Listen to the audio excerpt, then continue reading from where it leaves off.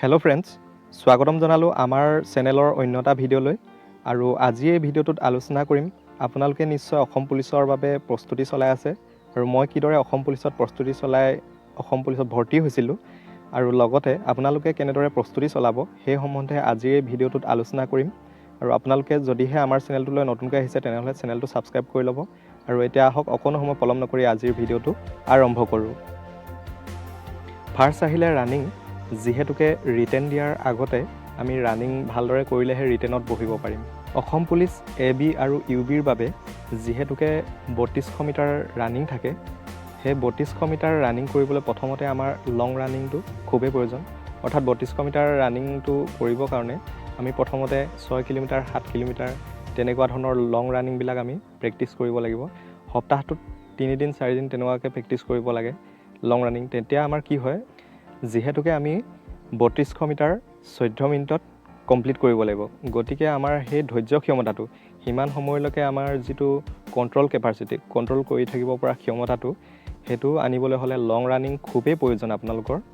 যেতিয়া আমি লং running 6 kilometre 7 kilometre কৰি থাকোঁ, তেতিয়া আমাৰ কি হয়, 3200 মিটাৰ ৰানিং কৰিবলৈ সহজ হয়। আৰু যদিহে আমি লং ৰানিংটো নকৰোঁ, তেতিয়া 3200 মিটাৰ আমি ৰানিং কৰিবলৈ যাওঁতে যেতিয়া 1 কিলোমিটাৰ 2 কিলোমিটাৰ বা 1600 মিটাৰ তেনেকুৱাতে আমাৰ ৰৈ দিওঁ এটা মনোভাৱ আহে, যিটো নেকি আমাৰ 3200 কমপ্লিট কৰিবলৈ সহজ নহয় তেতিয়া।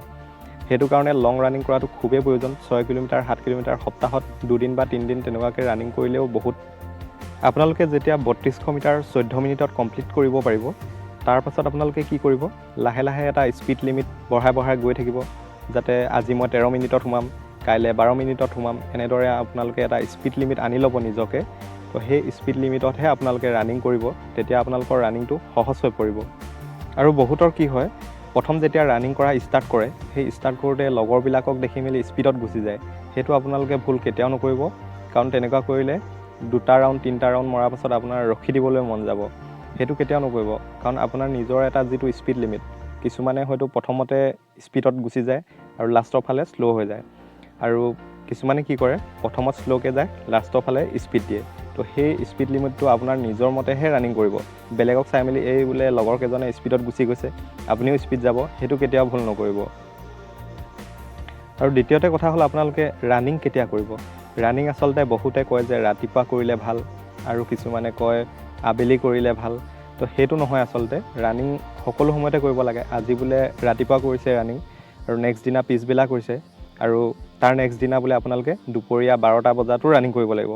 কাৰণ আপোনালোকে ইণ্টাৰভিউ টাইমটো কোনটো সময়ত পায় সেইটো আপোনালোকে কেতিয়াও আগতীয়াকৈ গম নাপায়। সেইটো কাৰণে ৰানিং প্ৰতিটো সময়তে কৰিব লাগে।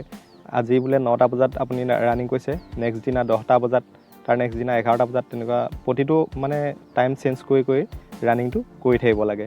তেতিয়া কি হয়, আপোনালোকে যেতিয়া ইণ্টাৰভিউ সময় হ'ব, সেই ইণ্টাৰভিউ সময়টোত আপোনালোকে কোনটো টাইমত পায় গম নাপায়, আৰু যেতিয়া হ'লেও আপোনালোকে তেতিয়া ৰানিং কৰিব পাৰিব। যোনটো টাইমতে নাপাওক লাগে ৰানিংটো আপোনালোকে কৰিব পাৰিব, ঠিক আছে।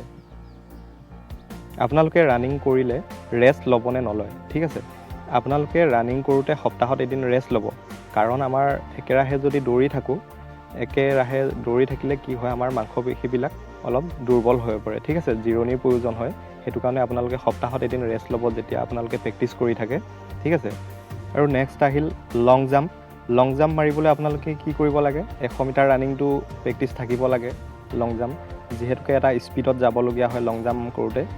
গতিকে আৰু যিবিলাকে মানে উৰিবলৈ অকণমান চেষ্টা কৰে, তো সেইবিলাকে কি কৰিব, আপোনালোকে প্ৰথম প্ৰেক্টিছ কৰোঁতে যিডালৰ ওচৰত যিডালৰ পৰা আমি জাম্প কৰোঁ, সেই চিনডালৰ ওচৰত এটা বস্তা, বালিৰ বস্তা ৰাখি মেলি আপোনালোকে প্ৰথমতে প্ৰেক্টিছ কৰিব পাৰে কিদৰে উৰি যায়। তো সেই প্ৰেক্টিছটো কৰিলে আপোনালোকে কি হ'ব, সহজতে উৰিব পাৰিব। আৰু 100 মিটাৰ ৰানিংটো প্ৰেক্টিছ থকাটো খুবেই জৰুৰী আপোনালোকে লং জাম্পটো কেতিয়া প্ৰেক্টিছ কৰিব, আপোনালোকে যেতিয়া ৰানিং কৰি কমপ্লিট হ'ব, তাৰ পাছত আপোনালোকে লং জাম্প প্ৰেক্টিছ কৰিব। কাৰণ কি হয়, ইণ্টাৰভিউবিলাকত যেতিয়া আমি ৰানিং কমপ্লিট কৰোঁ, কমপ্লিট কৰাৰ পাছতে লগেই লং জাম্পৰ কাৰণে লৈ যায়। গতিকে আপোনালোকে প্ৰেক্টিছ কৰোঁতেও সেইটো কৰিব। যেতিয়া আপোনালোকে ৰানিং কমপ্লিট কৰাৰ পাছতেই 5 মিনিট বা 10 মিনিট ৰেষ্ট লৈ মেলি আপোনালোকে লং জাম্প প্ৰেক্টিছ কৰিব, ঠিক আছে।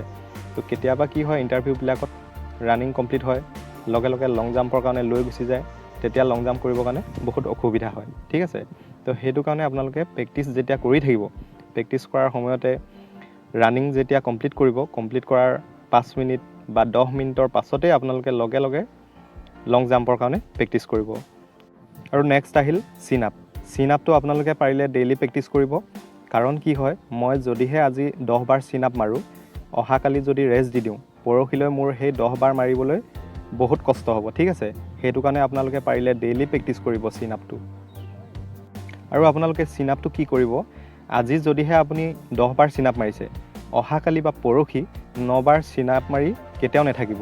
কাৰণ এবাৰে চিন আপ বেছি মাৰিব লাগিলে, কিন্তু আপোনালোকে লিমিটতকৈ তলত কেতিয়াও নাহিব। 10 বাৰ মাৰিলে আপোনালোকে 10 দিন 15 দিন 10 বাৰেই মাৰি থাকক, তেতিয়া 10 বাৰত আপোনালোকৰ এটা লিমিট আহিব। তাৰপিছত লাহে লাহে আপুনি 11 বাৰলৈ যাব। সেই 10 দিন 11 দিন আপুনি আকৌ সেই 11 বাৰে প্ৰেক্টিছ কৰি থাকিব। তেনেকৈ 10 দিন বা 15 দিনৰ মূৰে মূৰে আপোনালোকে এবাৰ এবাৰ বঢ়াই যাব। তেতিয়া আপোনালোকৰ কি হ'ব, ধুনীয়াকৈ 14 বাৰ আপোনালোকে কমপ্লিট কৰিব পাৰিব, ঠিক আছে।